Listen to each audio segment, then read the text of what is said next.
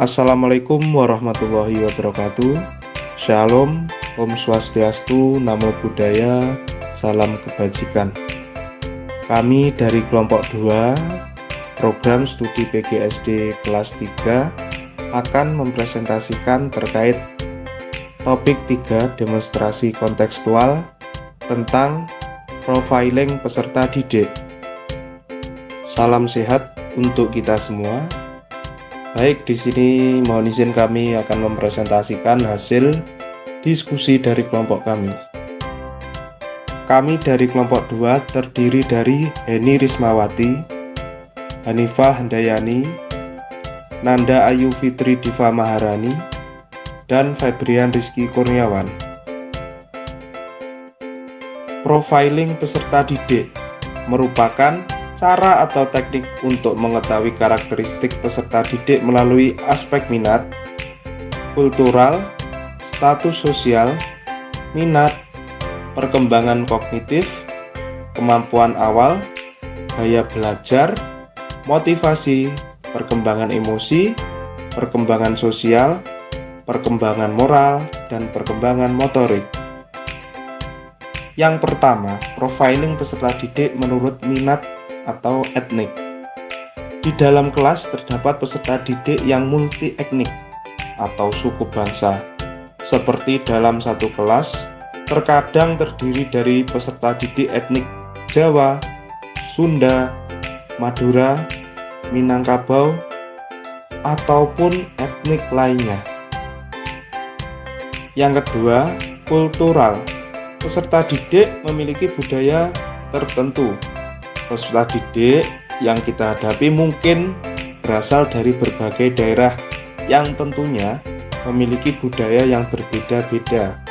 Sehingga di kelas kita nantinya yang kita hadapi akan banyak atau akan ada beberapa macam kultur yang ada di kelas tersebut.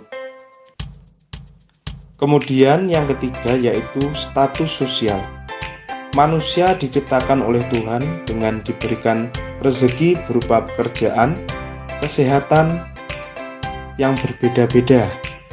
Terkadang hal tersebut dapat menjadi penghambat peserta didik belajar secara berkelompok atau terjadi sebuah kesenjangan sosial yang membeda-bedakan antara siswa satu ini adalah siswa kaya, siswa satunya merupakan siswa yang kurang mampu. Nah, di situ nanti akan terjadi sebuah pembedaan status sosial jika tidak diarahkan oleh guru untuk membaur bersama-sama dalam pembelajaran. Selanjutnya yaitu minat.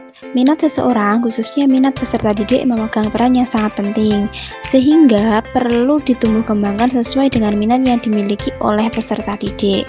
Namun, minat peserta didik tidaklah sama. Minat seseorang, khususnya minat belajar peserta didik, memegang peran yang sangat penting, sehingga perlu untuk terus ditumbuh kembangkan sesuai dengan minat yang dimiliki oleh peserta didik. Namun, sebagaimana kita ketahui bahwa minat belajar peserta didik tidaklah sama. Ada peserta didik yang minat belajarnya tinggi, ada yang sedang, dan bahkan rendah.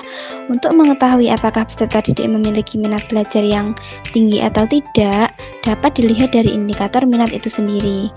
Indikator tersebut meliputi perasaan senang, ketertarikan peserta didik, perhatian dalam belajar, keterlibatan siswa dalam kegiatan pembelajaran, manfaat dan fungsi dari mata pelajaran itu sendiri.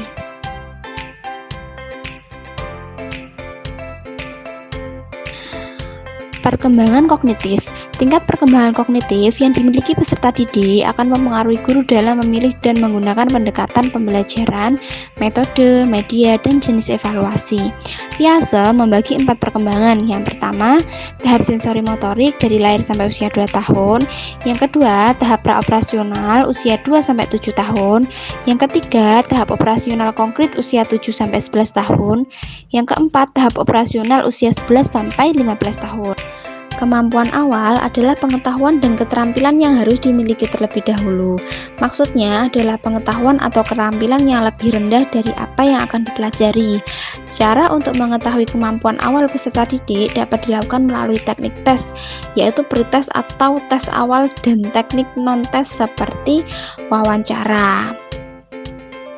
Melalui wawancara dan tes, maka kemampuan awal peserta didik dapat diketahui. Kemampuan menjawab tes awal dapat dijadikan dasar untuk menentukan materi pembelajaran. Di samping hal tersebut, untuk mengetahui kemampuan awal peserta didik dapat dilakukan melalui analisis instruksional atau pembelajaran. Dalam melakukan analisis pembelajaran, guru harus menentukan hierarki kemampuan yang akan dicapainya. Kemampuan yang lebih rendah itulah sebagai kemampuan awalnya. Selanjutnya mengenai gaya belajar. Gaya belajar dapat dikelompokkan menjadi 4, yaitu visual, auditif, kinestetik, serta reading and writing. Ada 4 jenis gaya belajar. Yang pertama, visual. Gaya belajar ini berfokus pada indera penglihatan untuk mengamati dan mempelajari objek seperti gambar, tulisan, atau video. Yang kedua, auditif. Auditif ini adalah gaya belajar yang menekankan pada suara dibandingkan tulisan. Yang ketiga yaitu kinestetik. Gaya belajar ini mengacu pada visual, namun lebih detail berupa gerakan. Orang yang memakai gaya ini biasanya belajar dengan cara melakukan sesuatu atau terlibat langsung dengan sebuah persoalan. Yang keempat yaitu reading and writing. Gaya belajar yang berekspresi melalui menulis, membaca artikel atau buku, menulis di buku harian, mencari kata-kata di kamus, dan mencari di internet untuk berbagai hal. Selanjutnya mengenai motivasi. Motivasi belajar artinya dorongan dari diri peserta didik untuk mencapai tujuan belajar. Motivasi belajar yang tinggi dari peserta didik akan tampak dari ketekunannya dalam belajar, yang tidak mudah patah untuk mencapai keberhasilan, meskipun banyak rintangan yang dihadapinya. Jenis motivasi ada 2 macam, yaitu motivasi intrinsik dan motivasi ekstrinsik. Untuk motivasi intrinsik adalah motivasi yang timbul dari dalam diri individu itu sendiri. Contohnya keinginan peserta didik untuk mencapai tujuannya. Misal, membanggakan kedua orang tua, sehingga peserta didik tersebut harus belajar dengan sungguh-sungguh untuk mencapai kesuksesannya. Yang kedua yaitu motivasi ekstrinsik, adalah motivasi yang timbul dari luar dirinya sendiri. Contoh motivasi ekstrinsik adalah iming-iming hadiah dari orang tua jika berprestasi, mengikuti saran atau nasihat dari guru, dan sebagainya. Selanjutnya mengenai perkembangan emosi. Emosi sangat berperan dalam membantu mempercepat atau memperlambat proses pembelajaran. Artinya, suasana yang positif atau menyenangkan atau tidak menyenangkan akan membawa pengaruh proses dan hasil belajar. Oleh karena itu, pendidik dalam melakukan proses pembelajaran perlu membawa suasana emosi yang senang atau gembira dan tidak memberi rasa takut pada peserta didik. Bagaimana cara membawa suasana emosi peserta didik tetap senang atau gembira? Nah, caranya yaitu dengan menciptakan pembelajaran yang menyenangkan. Belajar melalui permainan, misalnya belajar melalui bermain monopoli pembelajaran, ular tangga pembelajaran, kartu kuartet, pembelajaran dari media dan media sejenisnya. Karakteristik peserta didik yang menjadi perhatian berikutnya yakni perkembangan sosial. Perkembangan sosial peserta didik dapat diketahui atau dilihat dari tingkatan kemampuannya dalam berinteraksi dengan orang lain dan menjadi masyarakat di lingkungannya. Hal tersebut diperkuat pada teori Bronfenbrenner. Konteks sosial merupakan pengaruh penting pada kehidupan dan perkembangan anak-anak. Konteks anak-anak menghabiskan banyak waktu mereka bersama keluarga, teman sebaya, dan sekolah.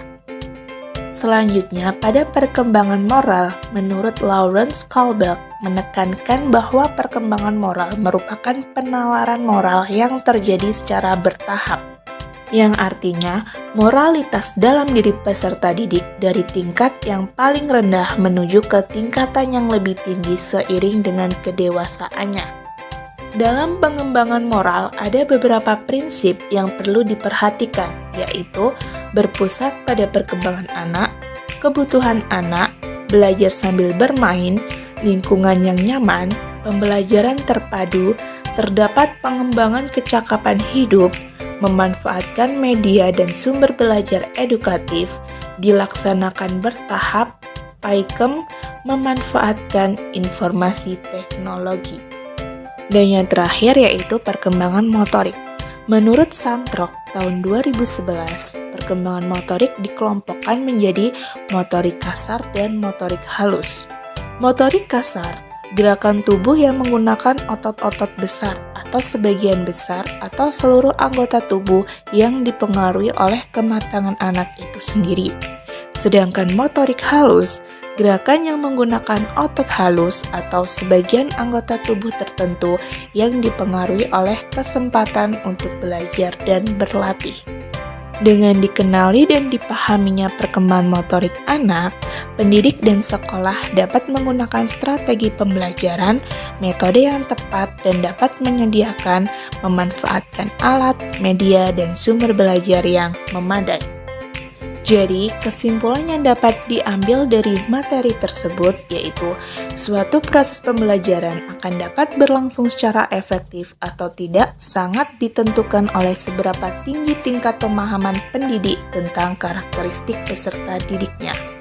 Demikian pemaparan materi dari kelompok kami. Semoga bermanfaat bagi kita semua. Salam sejahtera. Wassalamualaikum warahmatullahi wabarakatuh.